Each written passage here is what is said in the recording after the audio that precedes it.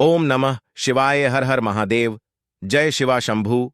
दोस्तों, 19 अगस्त सावन पूर्णिमा, रक्षाबंधन। इस दिन चुपचाप गाय माता को खिला दें। यह एक छोटी सी चीज, रोड़पति भी होंगे, करोड़पति मिलेगी, सभी संकटों और कासन से मुक्ति, मृत्यु दंड पितृदोष तुरंत होगा खत्म। पूरे साल आपके घर में भरे रहेंगे ना। धन के भंडारियों कहें कि आपकी साथ पूछते तक करेगी। आपके रुपयों पैसों पर राज सांड पीढ़ियां तक बैंक बैलेंस ही चला जाएगा और आपके जीवन के जो भी दुख दर्द संकट कष्ट है वे सब दूर हो जाएंगे और सुख आपके कदमों में आ जाएंगे। सुख आपके पास आ जाएगा यदि आप यह एक खास और महत्वपूर्ण चीज चुपचाप गे माता को मिला देते हैं। 19 अगस्त सावन पूर्णिमा के दिन, क्योंकि इस बार सावन पूर्णिमा के दिन पूरे 500 सालों के बाद ऐसा दुर्लभ संयुक्त बना है जिसमें कि यदि आप गे माता से जुड़े वह उपाय करते हैं तो 7 पूछते तक 7 पीढ़ियां तक बैंक बढ़ता चला जाएगा, कमी नहीं होगी। धन दौलत की अन्य धन के भंडार भरे करेंगे। आपके घर में ऐसा दुर्लभ संयुक्त है। पूरे 500 वर्षों के बाद इस बार सावन पूर्णिमा के दिन तो दोस्तों कौन कौन से उपाय हैं गे माता से जुड़े, क्योंकि आपको सावन पूर्णिमा के दिन करने हैं। इस वीडियो के मध्य से हम आपको वही बताएंगे जिन उपाय को करने से आपके जीवन के तमाम प्रकार के दुख दर्द संकट कष्ट दूर हो जाएंगे और सबसे बड़ी बात, आपके जीवन से तत्काल गरीबी समाप्त हो जाएगी। इस वीडियो के मध्य से हम आपको बताएंगे। तो दोस्तों, बहुत ही महत्वपूर्ण वीडियो है। यदि इस वीडियो को आप देखेंगे, उन उपाय को जी प्रकार बताएं, इस प्रकार करेंगे तो इस उपाय को करने से 7 पीढ़ियां तक का लाभ मिलेगा। साथ आने वाली 7 पीढ़ियां तक को लिए आपको प्रभावशाली उपाय बता रही थी।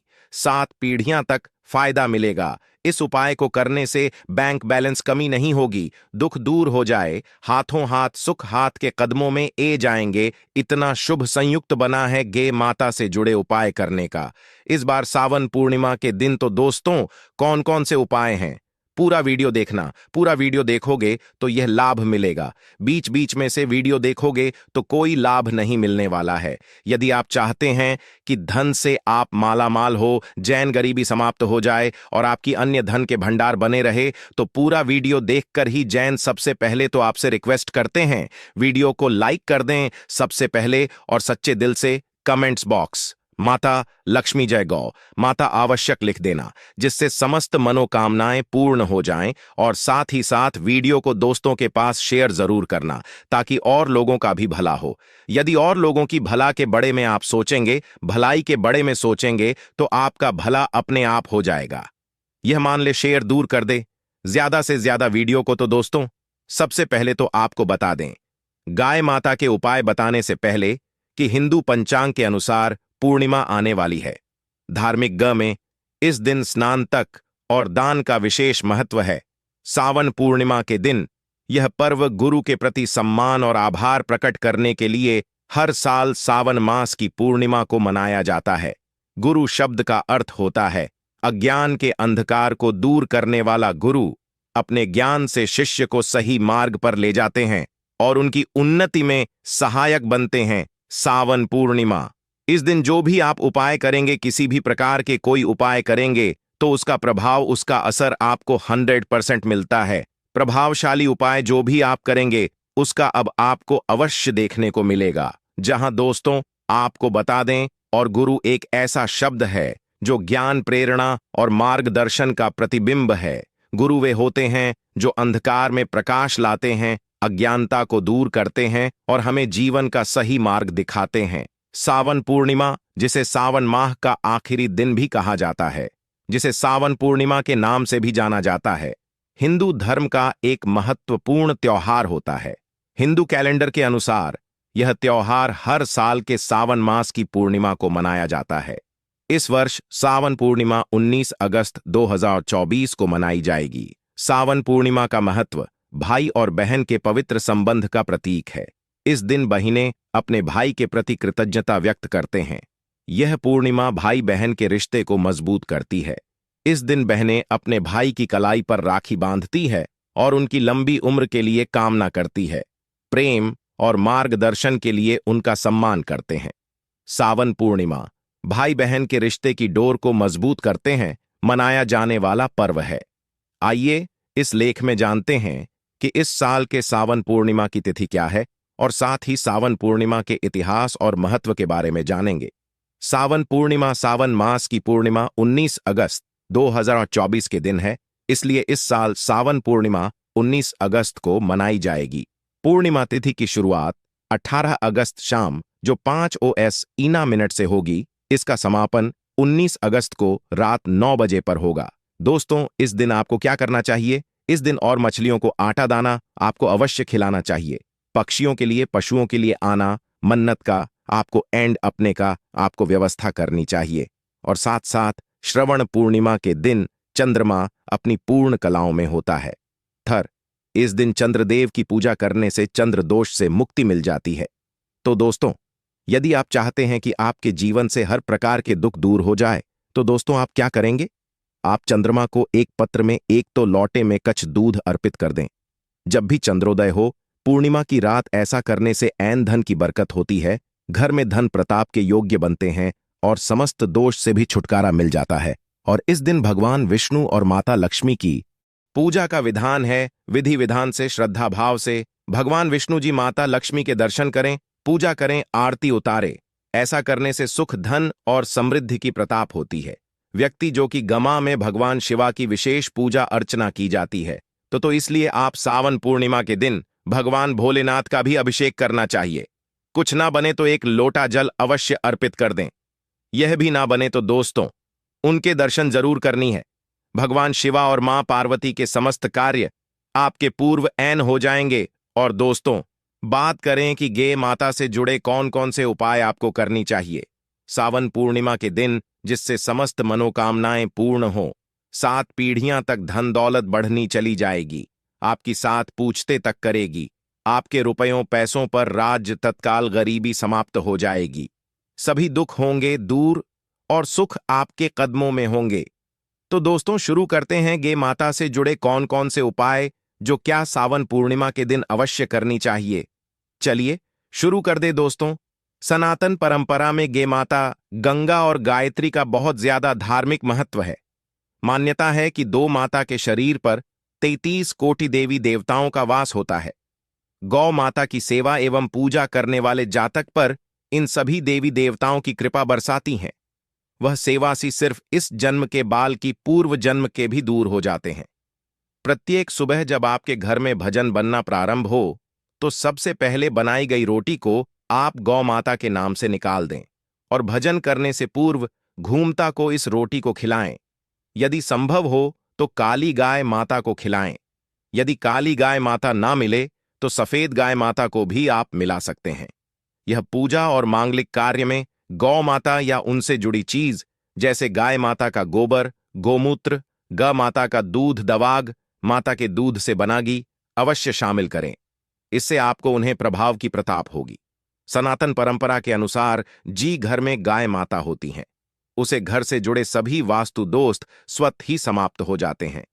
किसी भी पूजा में गे से प्राप्त पंचगव्य युद्ध पदार्थ का उपयोग अवश्य शामिल करें, क्योंकि पंचगव्य के बिना कोई भी पूजा पाठ और हवन सफल नहीं होता। जादू तो वह कृपा अपने के लिए प्रतिदिन, हफ्ता अथवा महीने में परिवार समेत एक बार गौशाला जाने का नियम जरूर बनाएं और वहां गायों को हरा चारा जरूर खिलाएं। इससे आपको शुभ फलों की प्रताप होगी और साथ ही साथ गौ सेवा और गौ पूजा से 9 ग्रह शांत हो जाते हैं और इसे जुड़े 200 का निदान हो जाता है। गर्मियों में गौ माता को पानी पिलाया और सर्दी में गौ माता को गुड़ अवश्य खिलाएं। ध्यान रखें कि गर्मियों में गगा माता को गुड़ न खिलाएं। अनेक देवी देवताओं को अपने शरीर पर धारण करने वाली गौ माता से जुड़े कई शुभ और अशुभ संकेत भी होते हैं। मसलन गे माता का दूध धोते समय यदि गे माता ठोकर मार दे और सर दूध बिखर जाए तो अपशगुन होता है। यदि कोई यात्रा पर निकाल रहा हो और गौ माता अपने बछड़े को दूध पिलाता सामने ये जाए तो निश्चित रूप से जीत यात्रा के लिए आप निकले हैं। यात्रा आपके लिए अवश्य सफल होगी और वह कम जिसके लिए आप निकले हैं मैं अवश्य ही पूर्ण होगा। यात्रा पर जाते समय बाई और गौ माता की आवाज आना और रात्रि में गौ माता की बीमा करना भी शुभ होता है दोस्तों। साथ ही साथ गौ माता के साथ आप भूलकर भी यह कामना करें, अन्यथा मिलता है घर नरक और जीवन भर की परे निशानियां। दोस्तों, गौ माता को राष्ट्रीय पशु बनाए जान और इन्हें मौलिक अधिकार दिए जान की बात हो रही है, तो सवाल उठाता है कि गौ माता जब भारतीय संस्कृति का हम हिस्सा है, तब भी गौ माता के साथ लोग खराब व्यवहार कैसे कर लेते हैं। गौ माता दर दर भटकती रहती है, भरपेट इन्हीं चारों तक लोग नहीं देते। गौ माता जब तक दूध देती रहती है तो उनकी सेवा होती है, और जैसे ही दूध देना बैंड कर देती हैं तो लोग इन्हें उनकी किस्मत पर छोड़ देते हैं, सड़कों पर और गलियों में भड़काने के लिए। ऐसे में गोवंश जीवन को कोई डंडे से मारता है तो कोई उन पर पानी डाल देता है, कभी वाहनों से इन्हें ठोकर लग जाती है तो कभी बीमा होकर बेचारी एक गौ माता दम तोड़ देती है। ऐसे में जरूर है इन बातों को जानकारी। गौ माता को लेकर शास्त्रों में क्या कहा गया है, गौ माता के साथ आपको कैसा व्यवहार करना चाहिए, या दोस्तों गौ माता को कभी भी मारना पीटना नहीं चाहिए। शास्त्रों में गौ माता को माता का दर्ज दिया गया है।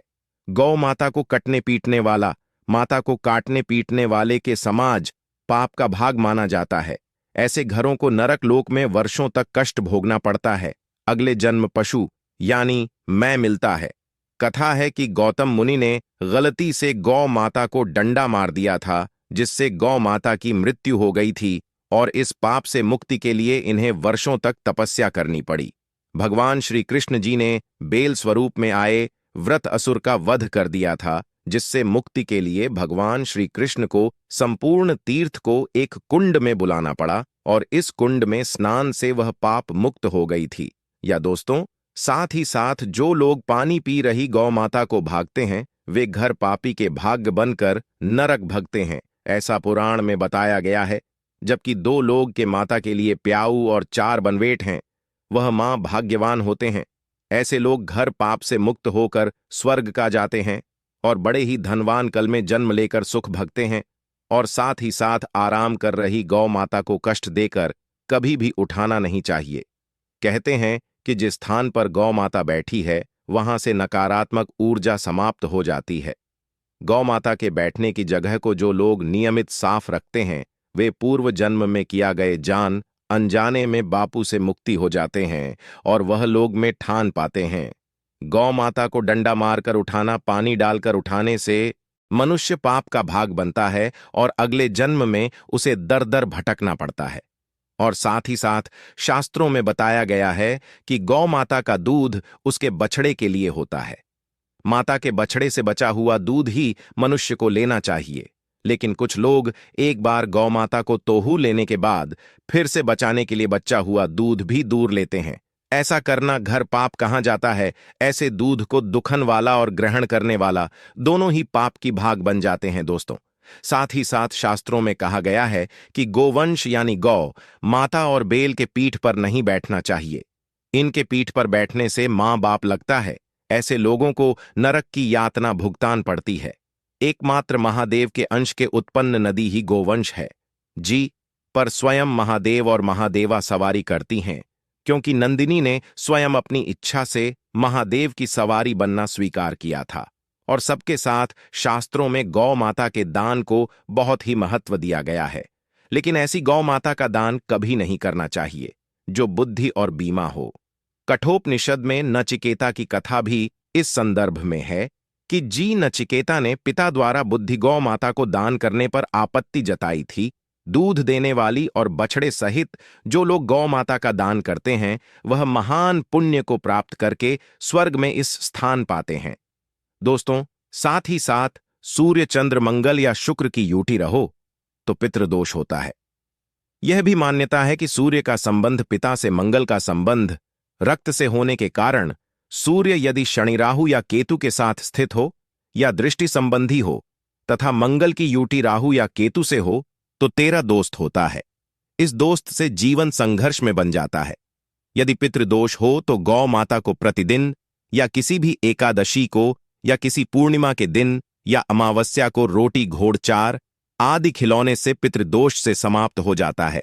साथ ही साथ देसी के माता की पीठ पर जो खुद होता है वह बृहस्पति गुरु हैं। 8 और जन्मपत्री में यदि बृहस्पति अपनी नीचे राशि मकर में हो या अशुभ स्थिति में हो तो देसी गौमाता के इस बृहस्पति भाग शिवलिंग रूपी कुबेर के दर्शन करने चाहिए। यह गुण तथा चने की दाल रखकर गौमाता को रोटी भी दें। इससे आपको शुभ फलों की प्रताप होगी। और साथ ही साथ यदि आप रास्ते में जा रहे हो और सामने से गौमाता आई हुई दिखाई दे तो गौमाता को आप अपनी दाहिनी ओर से जान देना चाहिए। आपकी यात्रा बस से ही सफल होगी। और साथ ही साथ यह है संकेत भी। यदि आप यात्रा पर जा रहे हैं और सामने आपके गौ माता बांट जाए अथवा अपने बछड़े को दूध पिलाता हुई सामने गए माता दिखाई दिए जाए तो समझ जाना कि वह यात्रा आपके लिए अवश्य ही सफल होगी। और साथ ही साथ घर में गौ माता होती है उसमें वास्तु दोष स्वतः ही समाप्त हो जाता है।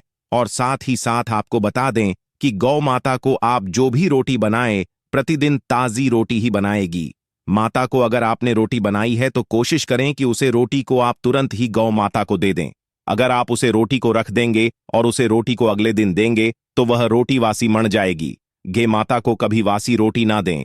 इससे घर में नकारात्मक ऊर्जा वास करती है और जो भी कार्य आपके बने वाले होंगे वह कार्य भी आपके बिल्कुल भी नहीं बनेंगे। इससे आपके घर में हमेशा दर्द